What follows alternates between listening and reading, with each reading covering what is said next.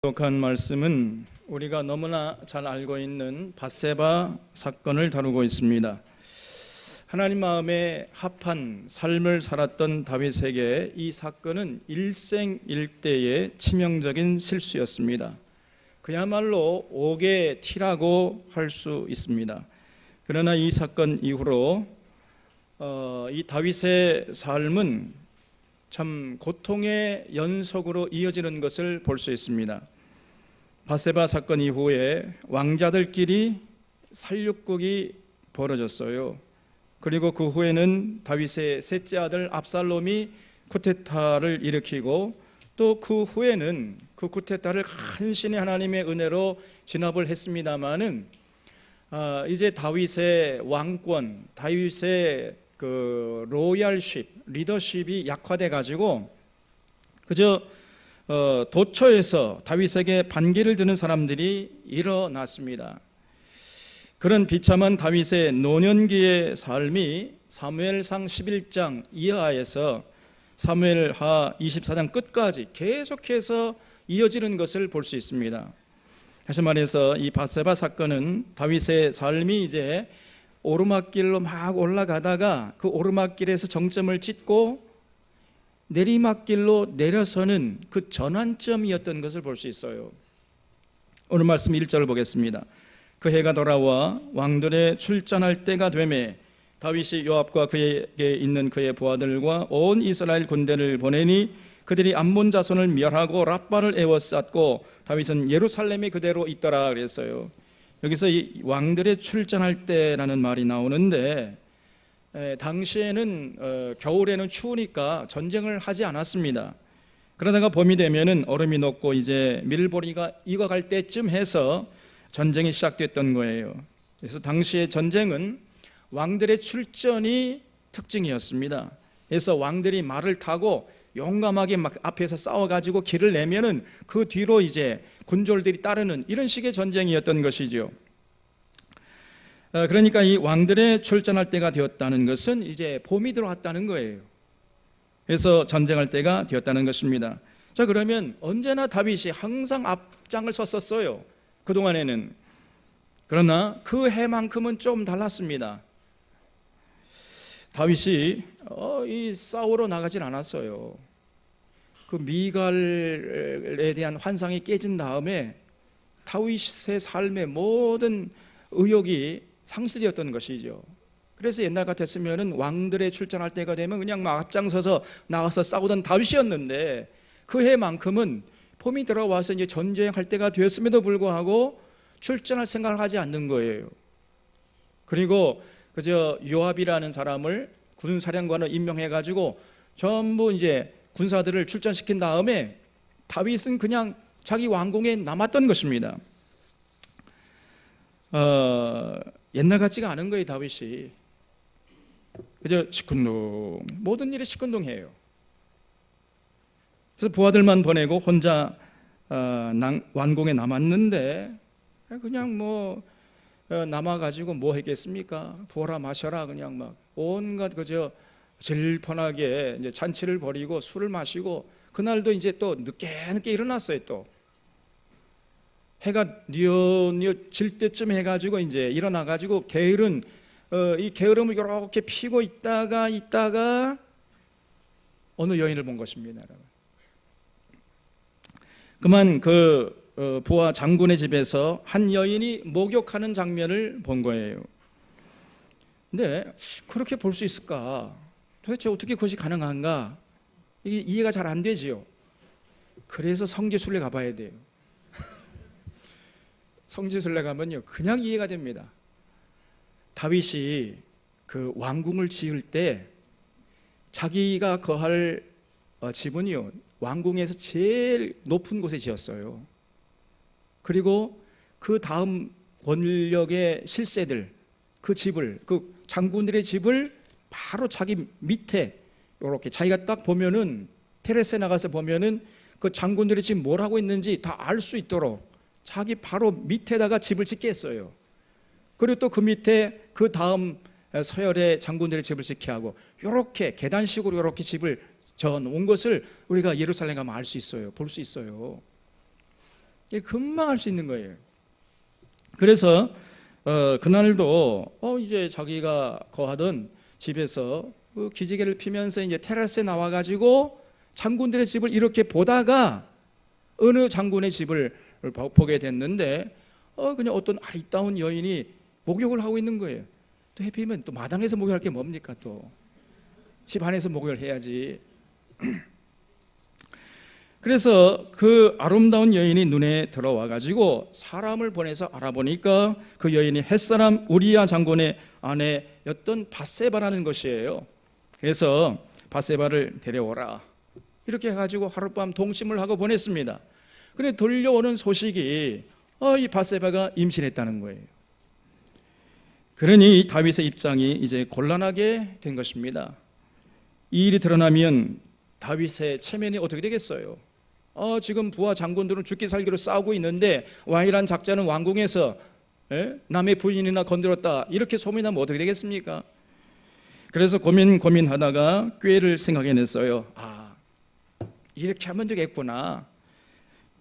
속으로 쾌제를 부르면서 6절에 보면 다윗이 요압에게 기변하여 햇사람 우리아를 내게 보내라 하매 요압이 우리아를 다윗에게로 보내니 우리아가 다윗에게 이르매 다윗이 요압의 안부와 군사의 안부와 싸움이 어떠했는지를 묻고, 이게 본론이 아니에요. 그거는 이제 서론입니다. 인사치레를 하는 얘기예요. 지금 다윗의 마음속에 있는 것은 이제 우리아를 어떻게 하든지 간에 이 밧세바 집으로 내려가게 하는 것이에요. 자기 집으로 내려가게 하는 것이었습니다. 이 본론이 나옵니다. 그가 또 우리아에게 이르되 내 집으로 내려가서 발을 씻으라 하니 우리아가 왕궁에서 나가매 왕의 음식물이 뒤따라 가니라. 그러나 우리아는요, 이 사람 보세요. 충신인데 또 너무 충신해. 또 우리아는 집으로 내려가지 아니하고 왕궁문에서 그의 주의 모든 부하들과 더불어 잔지라 그랬어요. 다윗이 한창 전쟁터에서 싸우고 있는 우리아를 이제 왕궁으로 소환해 가지고 다윗이 우리아에게 휴가를 줬다는 거예요. 자네 말이야, 내가 보니까 너무 열심히 싸웠어. 너무 수고 많았어. 그래서 내가 이참에 자네에게 휴가를 줄 테니까 자네 집으로 내려가서 편히 쉬었다가 원기를 회복하든 다시 전쟁터로 나가게나. 이렇게 이제 휴가를 주고 왕이 먹는 음식까지도 하사했어요. 이제 그래 놓고 그 다음 아침에 부하들의 이제 보고를 받는데 글쎄 이 우리아가요, 그 자기 집으로 내려가질 않고 왕궁 문에서 그냥 잤다는 겁니다. 다윗이 불러가지고 아니 어찌해서 자네 집으로 내려가질 않고 왕궁 문에서 그냥 잤는가 물으니까 글쎄 이 우리아의 대답 좀 보세요. 11절에 우리아가 다윗에게 아뢰되 언약궤와 이스라엘과 유다가 야영 중에 있고 내 주 요압과 내 왕의 부하들이 바깥들에 진치고 있거늘 내가 어찌 내 집으로 가서 먹고 마시고 내 처와 같이 자리이까. 내가 이 일을 행하지 아니하기로 왕의 살아계심과 왕의 혼의 살아계심을 두고 맹세하나이다 하니라 그랬어요. 이 참 우리아가 얼마나 대단한 충신이에요. 정말 아름다운 사람이잖아요. 근데 휴가를 주면 또 휴가 가지 또 왜 안 가 또. 이 다윗이 속으로 낭패였습니다. 참 이 사람 정말 못 말릴 사람이구나. 이거 안 되겠다 하고는요, 그날 저녁에는 산의 진미를 벌려놓고 진탕 먹고 마시고 취하게 했어요. 그러면 술김에 내려가서 자기 아내를 품에 안겠지 이렇게 생각을 했는데 글쎄 다음날 또 보고를 들으니까 그래도 안 내려가고 왕궁문에서 잤다는 거예요. 글쎄 그 보고를 받고요, 뭐 이런 사람 다 있어. 이게 안 되겠다 하고 이번에는요 그 총사령관이었던 요압에게 편지를 썼어요. 요압 자네 말이야, 전투가 가장 치열한 곳에 우리아를 배치했다가 패배하는 척 해가지고 군사를 우리아만 남기고 슬쩍 뒤로 물리라는 거예요. 그래서 그 우리아를 적군의 칼에 맞아 죽게 해라. 이런 편지를 써가지고 우리아의 손에 들려서 요압에게 보냅니다. 이 다윗이 얼마나 비열해요. 이걸 간접살인이죠. 이 청부살인이라고 그러는 거죠. 자기의 죄를 감추기 위해서 지금 요압을 동원해가지고 권력을 남용해가지고 지금 청부살인하고 있는 거예요. 그것도 모르고 이 참 순진하고 충성스러운 우리아는요, 다윗이 들려주는 편지, 자기를 죽이라고 쓴 그 편지를 들고 요압에게 가서 그 편지를 전해줘요. 그래서 여기 14절 보면은 아침이 되매 다윗이 편지를 써서 우리아의 손에 들려 요압에게 보내니 그 편지에 써서 이르기를 너희가 우리아를 맹렬한 싸움에 앞세워 두고 너희는 뒤로 물러가서 그로 맞아 죽게 하라 하였어요. 정말 이 다윗이 비열합니다. 그러니까 이제 이 다윗이요, 자기 발 앞에 자기 발등에 떨어진 불을 끄느라고 정신이 없는 거예요. 뭐 전후 좌우 생각해 보지 않는 거예요. 그냥 뭐 막무가내로 일을 해야 되는 겁니다. 그러니까 요압이 그 편지를 읽고요, 알았어, 그대로 합니다. 결국은 그 충신 우리아가 암몬 군사의 화살에 맞아 죽어요. 한편 요압으로부터 이제 우리아가 죽었다는 소식을 받은 다윗은 속으로 괴제를 보냅니다. 야, 잘 됐다. 밧세바를 데려와서 자기 아내를 삼았는데, 그래서 뭐 이제 아이고 아무도 모르겠지 안심하고 있었는데 어느 날 나단이 찾아왔어요. 선지자 나단이. 배하, 길이 드릴 말이 있어 왔나이다. 이렇게 찾아왔어요. 그래서 아이고 이 나단 선생님께서, 선지자께서 어느 일로 이렇게 오셨습니까? 어서 들어오시지요. 예, 어인 일로 이렇게 오셨습니까? 예, 다름이 아니오라. 어느 동네에 양과 소가 셀 수도 없이 많은 부자가 살고 있었다는 거예요. 그리고 바로 그 옆집에 양 새끼 한 마리밖에 없는 가난한 사람이 살고 있었다는 겁니다. 그런데 그 부잣집에 어느 날 손님이 찾아왔대요. 그런데 그 부자가 자기 집에 찾아온 손님을 대접하기 위해서 그 자기 집에 있는 수많은 양과 소떼 중에서 한 마리를 잡아가지고 대접을 하지를 않고 그 가난한 집에 찾아가서 양 새끼 한 마리밖에 없는 그 양을 강제로 강탄에다가 뺏어가지고 그걸 잡아가지고 자기 집에 손님을 대접했다는 것입니다. 그래서 이런 이 부자를 어떻게 처리할지 몰라서 지금 피하께 은원들이여 왔나이다. 배하, 이러는 거예요. 이 얘기를 듣자마자 다윗이요, 뭐가 어째고 어째요? 당장 그 사람 잡아오시오. 내가 오늘 그 사람을 살려두지 않겠소. 배하.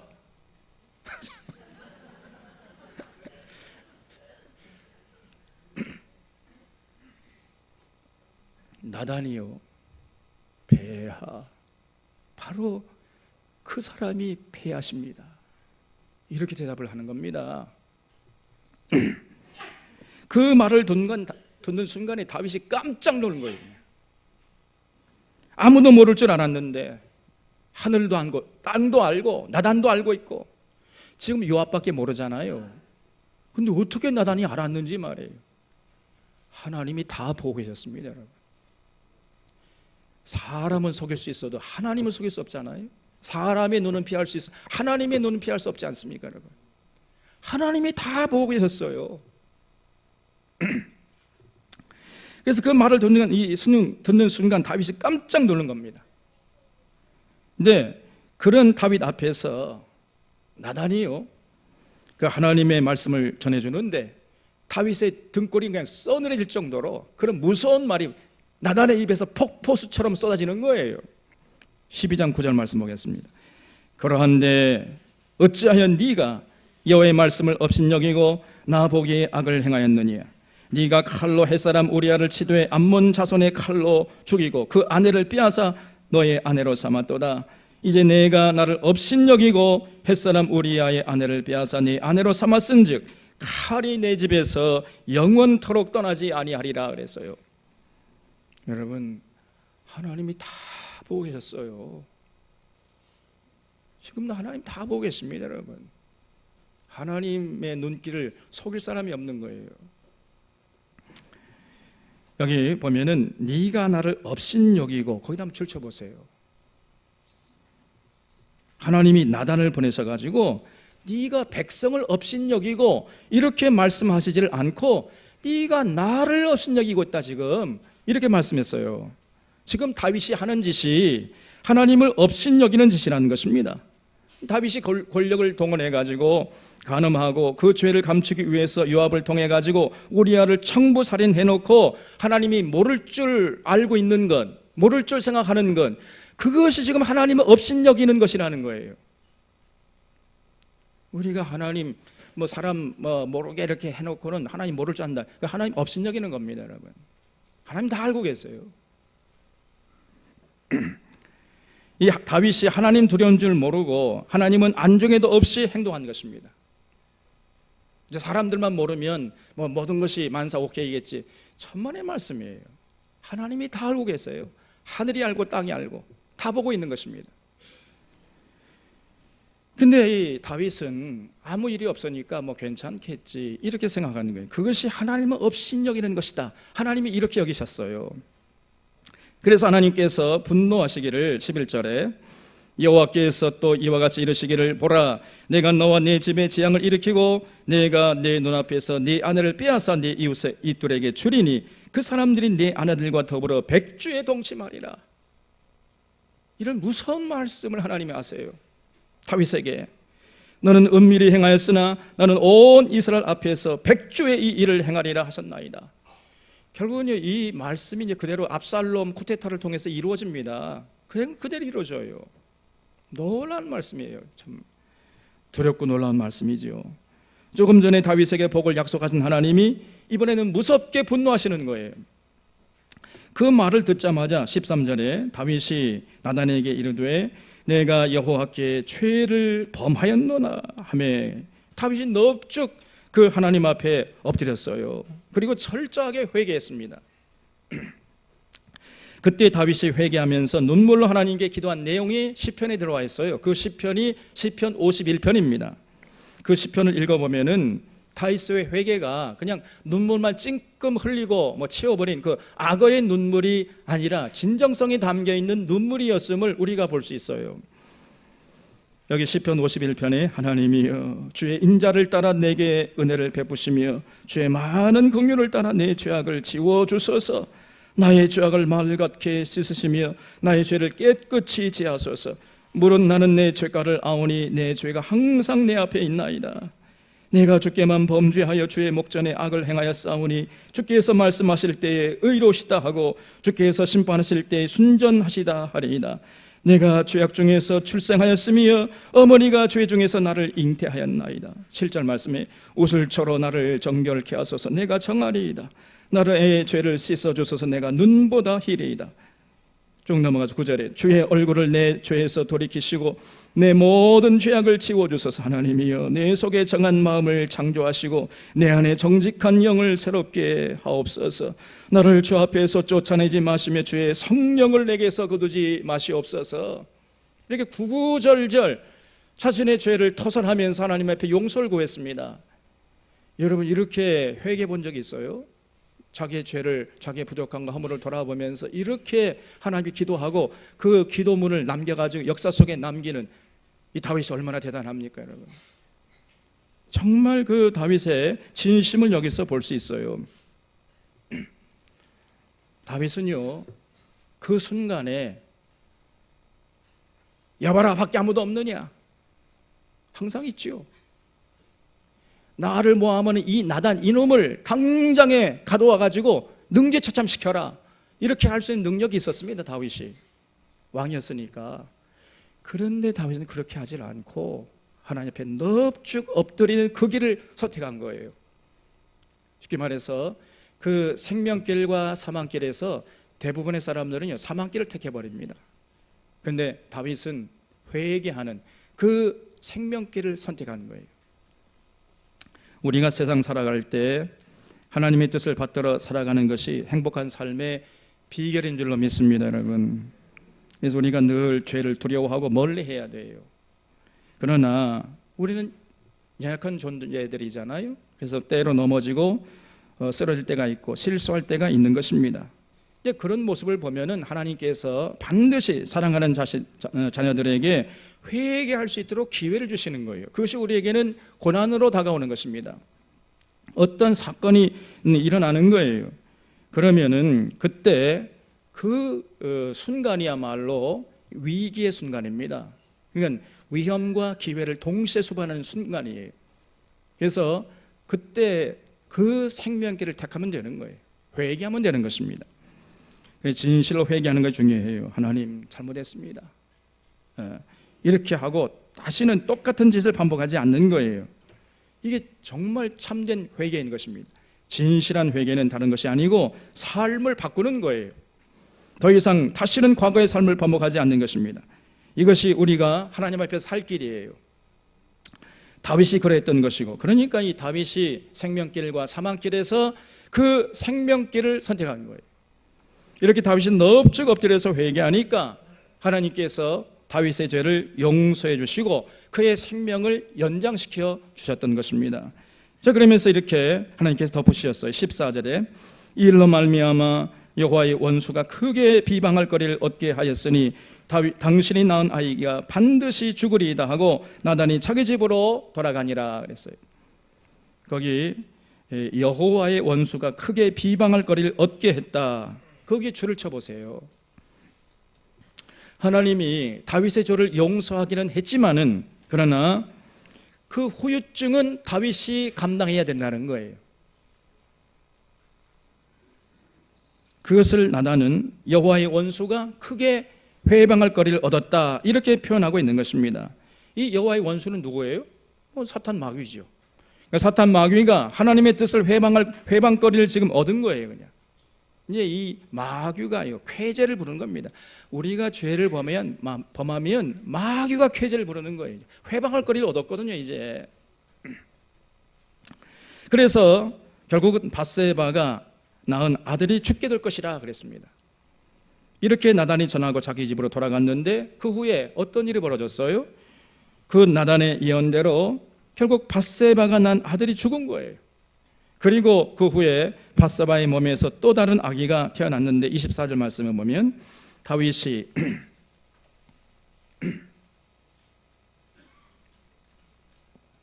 그의 아내 밧세바를 위로하고 그에게 들어가 그와 동침하였더니 그가 아들을 낳음에 그 이름을 솔로몬이라 하니라. 여호와께서 그를 사랑하사 선지자 나단을 보내 그의 이름을 여디디아라 하시니 이는 여호와께서 사랑하셨기 때문이더라 그랬어요. 두 번째 낳은 그 아기의 이름을 다윗이 솔로몬이라 했다는 거예요. 이 솔로몬이라는 것은 히브리 말로 샬롬에서 왔어요. 샬롬, 솔로몬 비슷하죠? 이 히브리어는요 원래 모음이 없는 언어예요. 자음만 있었습니다. 원래는. 그러다가 나중에 이제 모음이 생기긴 했는데 이 사람들은 그냥 자음만 써요. 그래서 샬롬 하면 샬롬, 시옷, 리을, 미음, 샬롬이죠. 자음만 하면 맞죠? 그 솔로몬을 자음만 해봐요. 솔, 시옷, 리을, 솔, 로, 미음, 몬, 미음이잖아요. 그렇죠? 솔로몬. 그래서 이 모음을 어디다 갖다 붙이느냐에 따라서 샬롬도 되고 솔로몬도 되고 이렇게 되는 거예요. 그래서 이 솔로몬이라는 이름은 샬롬에서 왔습니다. 샬롬이란 말이 뭐예요?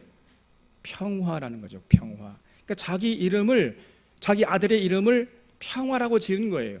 이건 뭘 말합니까? 그만큼 다윗의 마음속에 평화가 없었다는 거예요. 평안과 평화가 없었습니다.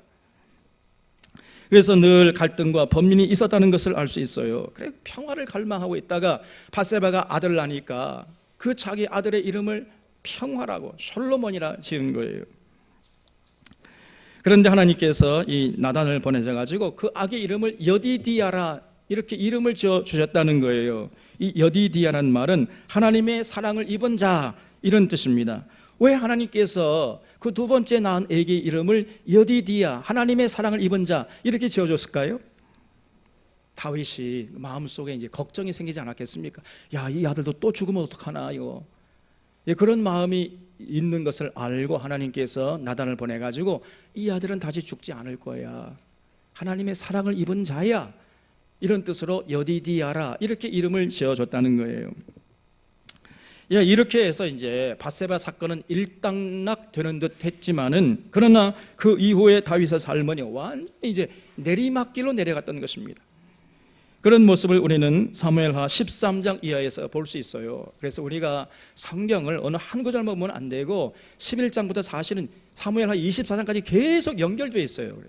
그래서 사실은 24장까지 오늘 다 해야 되는데 그러려면 한 2시간 정도 걸리기 때문에 그러면 또 지치잖아요. 그래서 이제 잘라서 하는 이유가 거기에 있는 것이고, 시간 때문에 그러는 것이고, 사실은 내용적으로 볼 때는 사무엘 24장까지 우리가 가야 돼요. 그래서 여기 13장 1절에 보면 그 후에 이 일이 있으니라 하면서 이제 밧세바 사건 이후에 다윗에게 또 다윗 가정에 어떤 일이 있었는지를 지금 기록하고 있다는 거지요. 연속적으로 다윗이 감당하기 어려운 굉장한 일들이 막 들이닥치는 겁니다. 다윗의 아들 압살롬에게 아름다운 노이가 있으니 이름은 다말이라 그랬어요. 이 다말이 굉장히 아름다웠던 모양이에요. 이 다말이란 뜻은 종려나무란 뜻이에요. 종려나무. 여러분, 나무 중에 가장 최고의 아름다운 나무는요, 종려나무입니다. 그 보면 그냥 반해버려요. 하늘 향해서 쭉쭉 뻗고 올곧게, 그리고 그 종려나무 가지가 그렇게 아름다워요. 길고, 그리고 종려나무 열매는 정말 큰 왕대추나무 같아요. 하나 따먹으면요 한 끼 점심 해결한다니까요. 진짜예요. 그럴 정도로 그 나무의 열매가 달콤합니다. 당도가 높아요. 그래서 그 이름을 다말이라 했다는 거죠. 그만큼 아름다웠던 모양이에요. 그래서 다윗의 장자였던, 기력의 시작이었던 이 암논이란 다윗의 아들이 자기 친동생인데 그 다말을 짝사랑하다가, 물론 이제 배다른 동생이었지만은 그냥 그만 상사병이 나버린 거예요. 그 모습을 보고 요나답이라는 그 암논의 친구가요 찾아와가지고 꾀를 빌려줬어요. 야, 이거사, 왜 이렇게 어리석어? 너 있잖아, 그냥 병든 채 해. 그러면 네 아버지 다윗이, 그 다윗 왕이 병문안 올 거 아니야. 그러면 그때 이 다말이 좀 병수발을 들게 해주면 내 병이 나을 것 같습니다, 폐하. 이렇게 말을 하라는 거예요. 그러면 네 아버지 다윗이 다말로 하여금 수용들게 해주지 않겠느냐, 이렇게 꾀를 빌려줬습니다. 여러분, 친구도요 잘 사게 됩니다.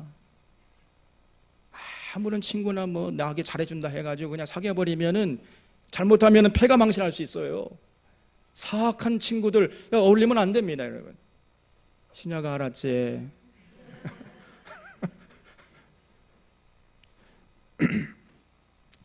그 암논이 그 요나답이라는 그 친구의 꾀를 듣고 그러면 되겠구나 해가지고 그대로 합니다. 그러니까 병든 채 하다가 아버지 다윗이 병문안 오니까, 아버지 제발 이 다말에게 제 병수발 좀 들게 해주세요. 그러면 병이 나을 것 같습니다. 이리 요청하니까요, 다윗이 그냥 뭐 별로 깊게 생각하지 않고 그 눈치채지 못하고 그냥 다말을 다말로 하여금 병수발 들게 한 거예요. 결국 암논과 다말이 둘이 있을 때 갑자기요 암논이 달려들어가지고 야욕을 채웁니다. 성폭행을 해버렸어요. 이렇게 야욕을 채우고는요, 이제는 오히려 다말을 더 이전보다 미워하는 거예요. 15절 말씀에 보면은, 그리하여 암논이 그를 심히 미워하니 이제 미워하는 미움이 전에 사랑하던 사랑보다 더한지라.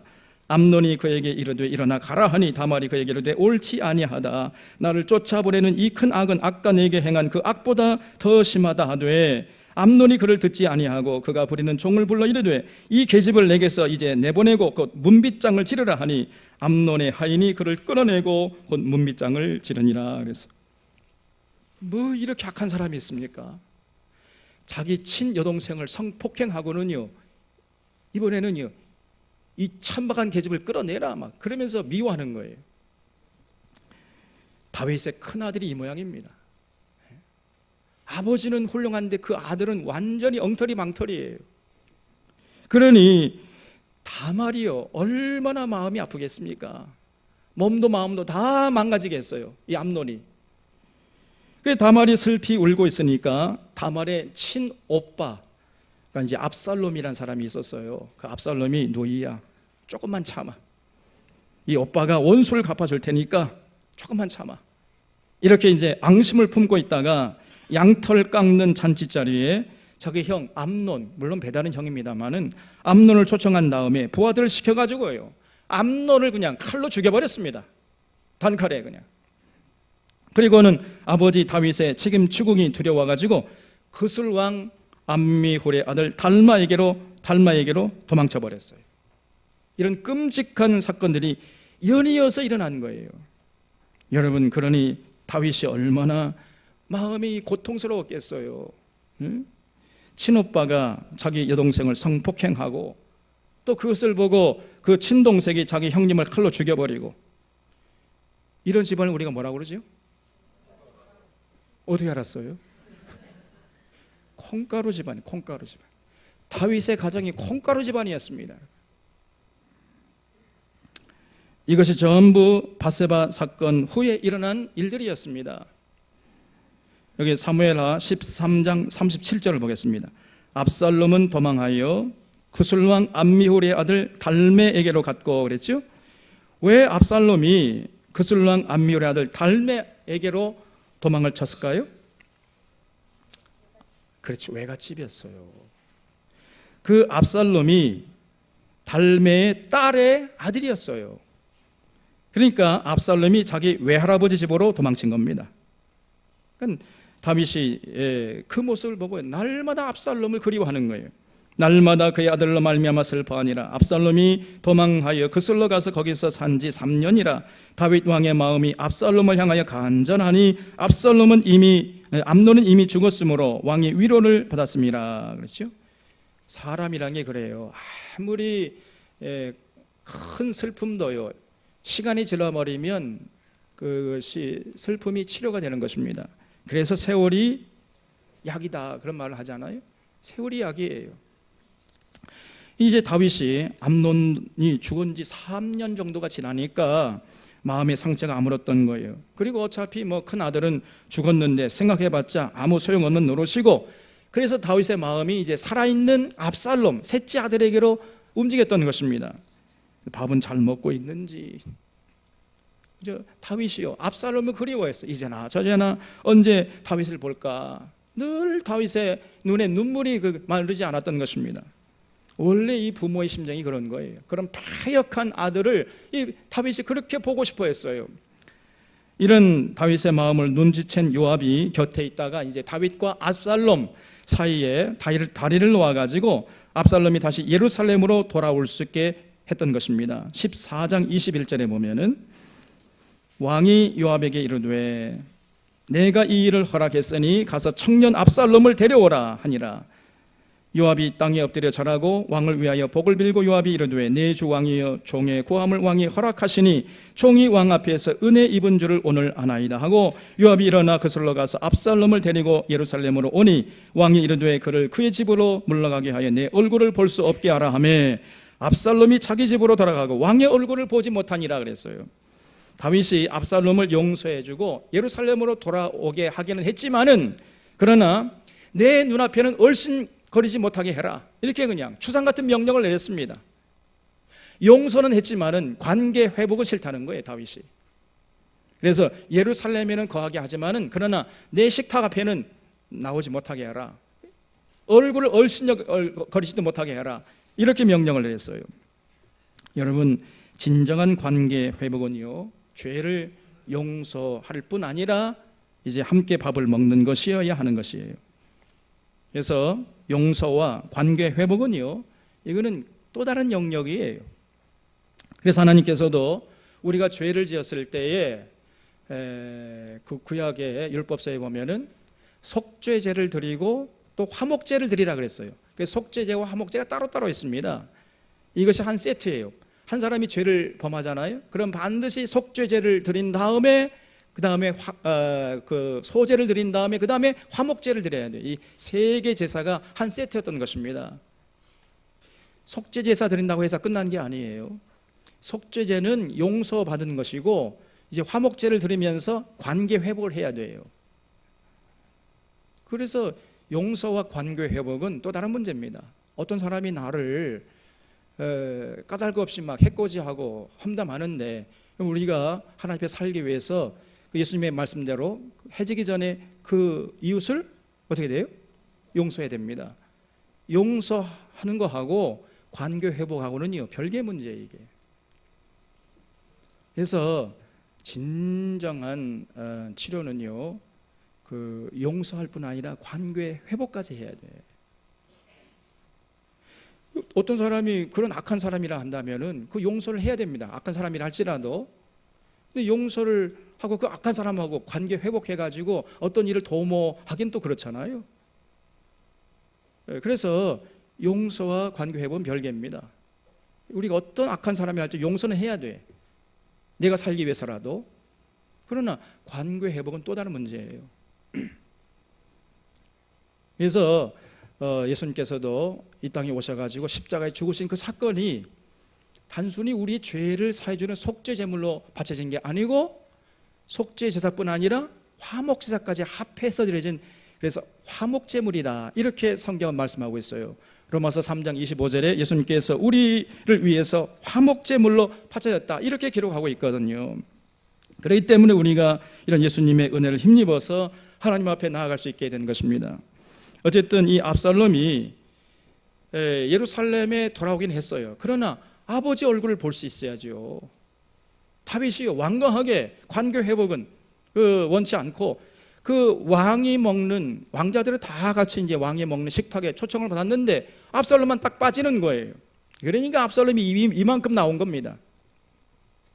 그래서 요압에게 아버지 식탁에 나아갈 수 있도록 해달라고 부탁을 하려고 했는데 요압이 다윗의 마음을 잘 알잖아요. 뭐 요압도 어떡합니까? 다윗이 완강하게 거절하는데, 그래서 요압이 압살롬 보는 것을 그냥 실실 이렇게 피했어요. 만나주지 않았습니다. 그러니까 압살롬이 화가 나가지고 이 요압의 밭에 찾아가서 그냥 자기 종들을 시켜가지고 요압의 그 밭에다가 불을 질러 버렸습니다. 이 압살롬이 이렇게 아주 거친 사람이에요. 아버지 다윗은 훌륭한데 그 셋째 아들, 그 첫째 아들도 엉터리 방터리고 셋째 아들도 엉터리 방터리고 이렇게 거칠고 과격했어요 이 사람이. 28절에 압살롬이 이태 동안 예루살렘에 있으되 왕의 얼굴을 보지 못하였으므로 압살롬이 요압을 왕께 보내려 하여 압살롬이 요압에게 사람을 보내 부르되 그에게 오지 아니하고 또다시 그에게 보내되 오지 아니하는지라 압살롬이 자기의 종들에게 이르러 보라 요압의 밭이 내 밭 근처에 있고 거기 보리가 있으니 가서 불을 지르라 하니라. 압살롬의 종들이 그 밭에 불을 질렀더니 그랬어요. 이 압살롬이 얼마나 성격이 거칠고 과격한지 모릅니다. 하나님은 절대로 이런 사람들은 쓸 수가 없습니다, 여러분. 어떻게 이런 사람을 쓰겠습니까? 그러니까 요압이 가만히 있겠어요? 압살롬의 집에 가서 압살롬에게 따졌던 것이죠. 아니 무슨 까닭으로 내 집에 종들을 보내가지고 불질렀느냐?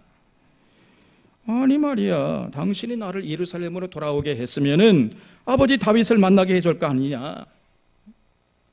그렇지 않으면 어찌해서 나를 이 구설 땅에서 이 예루살렘으로 돌아오게 했느냐?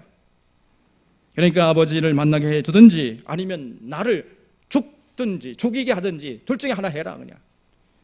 이렇게 나온 것이에요. 그러니까 요압이 할 수 없이 이제 등 떠밀려 가지고 그 다윗 왕에게로 나아간 것입니다. 33절에 요압이 왕께 나아가서 그에게 아뢰되 왕이 압살롬을 부르니 그가 왕께 나아가 그 앞에서 얼굴을 땅에 대어 그에게 절하며 왕이 압살롬과 입을 맞추니라 그랬습니다. 드디어 이제 압살롬이 아버지 다윗을 만날 수 있게 된 것이죠. 그건 그 횟수로 따지면 한 5년 정도 흘렀었던 겁니다. 암논을 쳐 죽이고 그슬로 도망친 후에 3년 만에 예루살렘을 돌아왔죠. 예루살렘에 돌아온 후에 2년 동안 아버지 다윗을 만나지 못하다가 이제 만나게 됐으니까 도합 몇 년이에요? 5년 만에 지금 아버지 다윗을 만나는 거예요.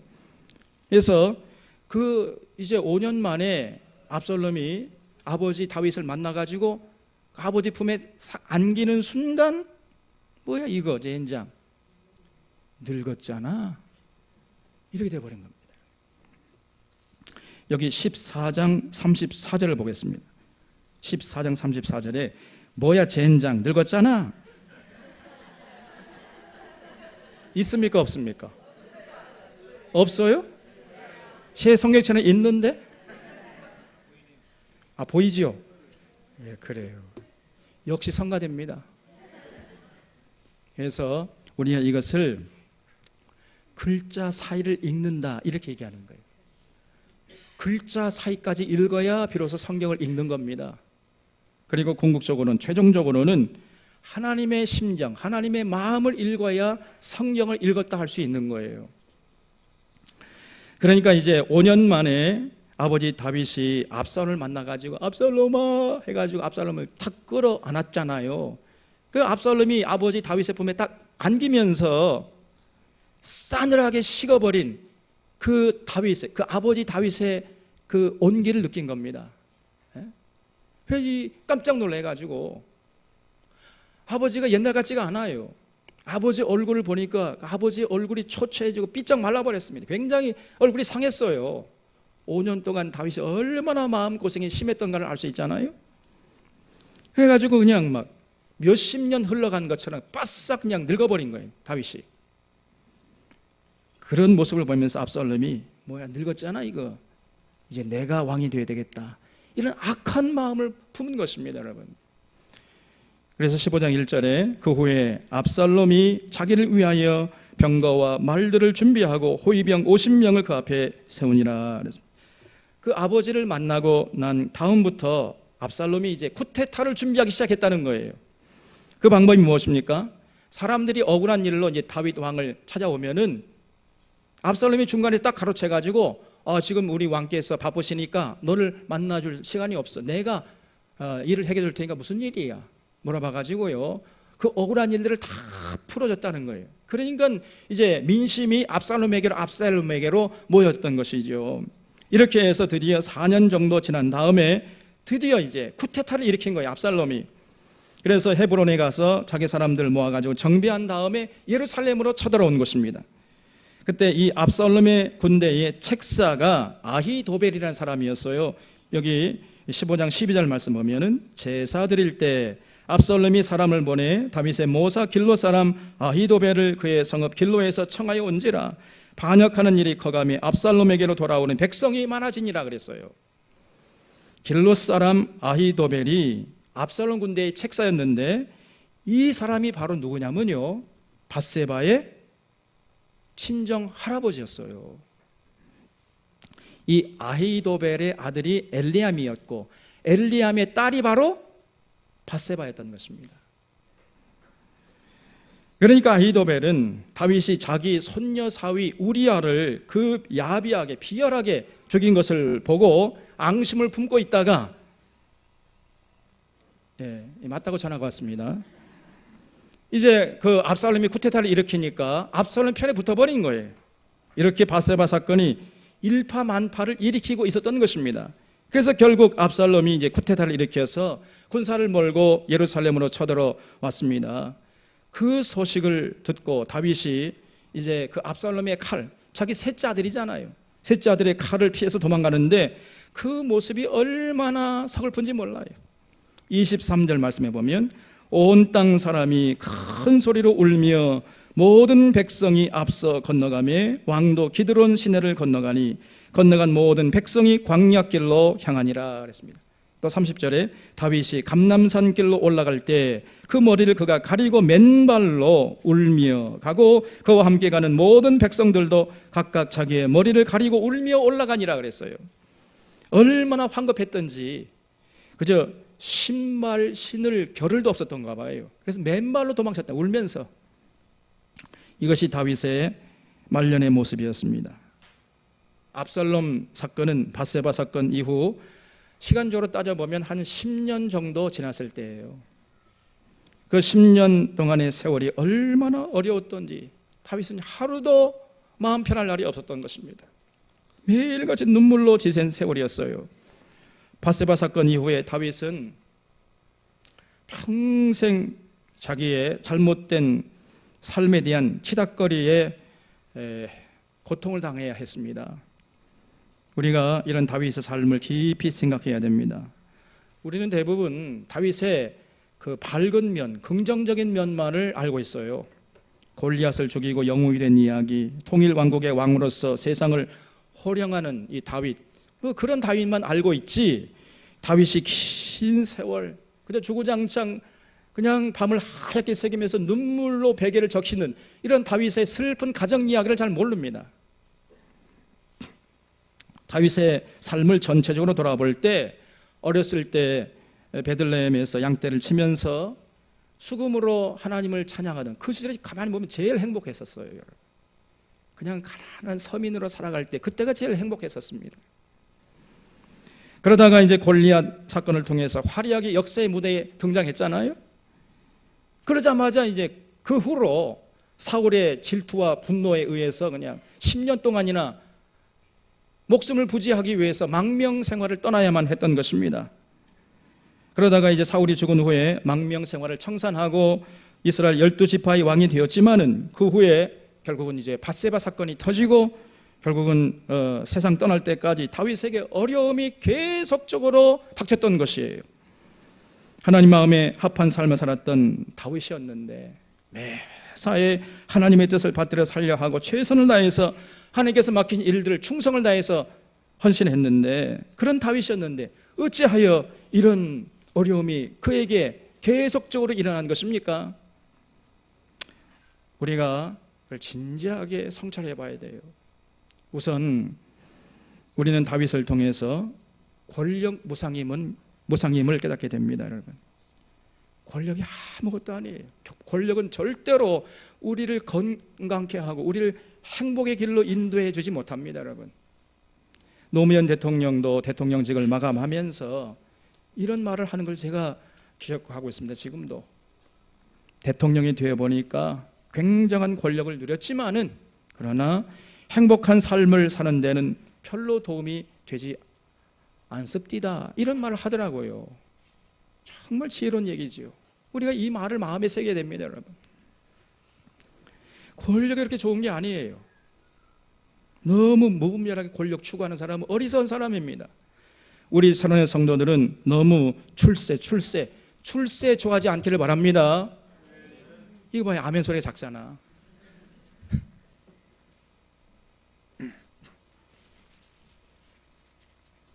이렇게 서민으로 살아가는 게 행복한 거예요. 그리고 다윗의 결정적인 실수는 뭐였냐면요, 아내가 너무 많은 거였어요. 아내를 너무 많이 뒀어요. 이것이 다윗의 치명적인 실수였습니다. 이 아내들에게서 많은 아들들이 나왔는데 나중에 이들이 권력 다툼으로 다윗이 하루도 편할 날이 없었던 것입니다. 다윗이 나이가 들어감에 따라서 아내들에게서 난 아들들이 이제 그 다윗의 후계자 자리를 놓고 늘 싸우는 거예요. 그냥 암투를 벌이는 겁니다. 그것이 암논 사건으로 드러난 것이고 또 압살롬의 쿠데타 사건으로 이어졌던 것이에요.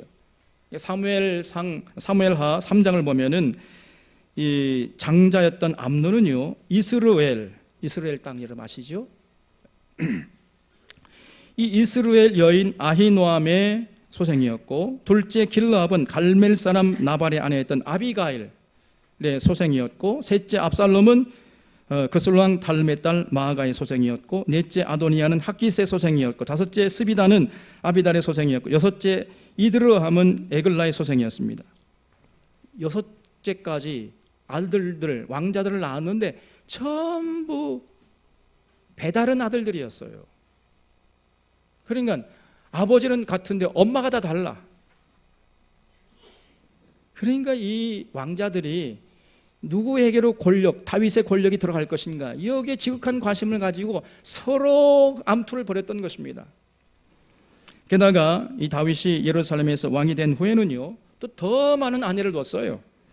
사무엘하 5장 13절을 보면은 다윗이 헤브론에서 올라온 후에 예루살렘에서 처첩들을 더 두었으므로 아들과 딸들이 또 다윗에게서 나니 예루살렘에서 그에게서 난 자들의 이름은 삼무아와 소밥과 나단과 솔로몬과 이팔과 엘리수아와 네벡과 야비아와 엘리사마와 엘야다와 엘리벨렉이었더라. 이렇게 많은 아들들을 낳았어요. 전부 배다른 형제들이었습니다. 그러니까 이들이 권력 다툼을 했던 것이죠. 그래서 살인극으로 이어졌던 것입니다. 그러니까 결론적으로 다윗이 자기 주변 관리를 제대로 하지 않은 거예요. 다윗은 하나님의 뜻을 받들어 살려고 했지만은, 그러나 다윗의 아내들과 아들들은 그렇지 않았어요.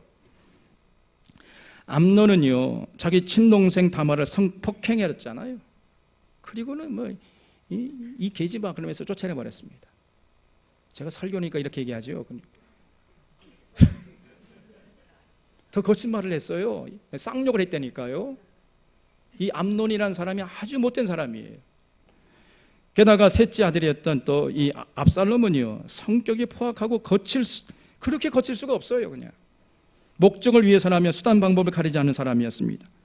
다윗은 그렇지 않았는데 이 아들들이 어째서 이 모양입니까, 여러분? 다윗은 훌륭한데 아들들은 엉터리면 누구 탓이요?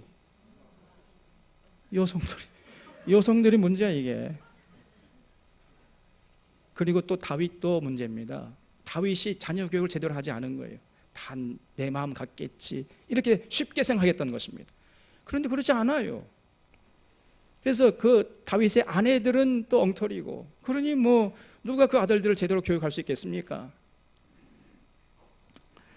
그래서 다윗이 젊었을 때 잘 나갈 때는 문제가 없었지만은 점차 다윗이 이제 나이 들어감에 따라서 그 예전 같지 않았을 때, 그리고 아들들이 커감에 따라서 이제 통제불능이 됐던 것입니다. 그래서 걷잡을 수 없는 사건들이 이렇게 이어서 터졌던 것이에요. 신명기 17장 16절 이하를 보면은요, 하나님께서 이미 모세를 통해서 왕이 된 사람이 갖춰야 할 그 처신에 대해서 이렇게 말씀해 줬습니다. 신명기 17장 16절 이하를 보면은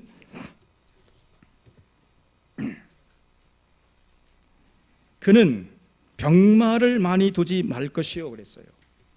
병마를 많이 얻으려고 백성을 애굽으로 돌아가게 하지 말 것이니 이는 여호와께서 너희에게 이르시기를 너희가 이후에는 그 길로 다시 돌아가지 말 것이라 하셨음이며, 이게 대체로 권력을 쥐게 되면요, 그 기득권을 유지하기 위해서 군대의 힘을 의지한다는 거예요. 군대를 자꾸 양성하는 거예요. 그런데 하나님께서는 병마를 많이 두지 말아라. 그 권력을 가지고 국민들을 잘 섬기면 국민들이 당신에게 권력을 안겨줄 거 아니냐. 그런데 대부분의 사람들이 그렇지 않고요, 그 권력을 유지하기 위해서 군대 힘을 의지하는 거예요. 자기 할 일을 제대로 하지 않으면서 말이에요. 그러지 하지 말아라 그랬거든요.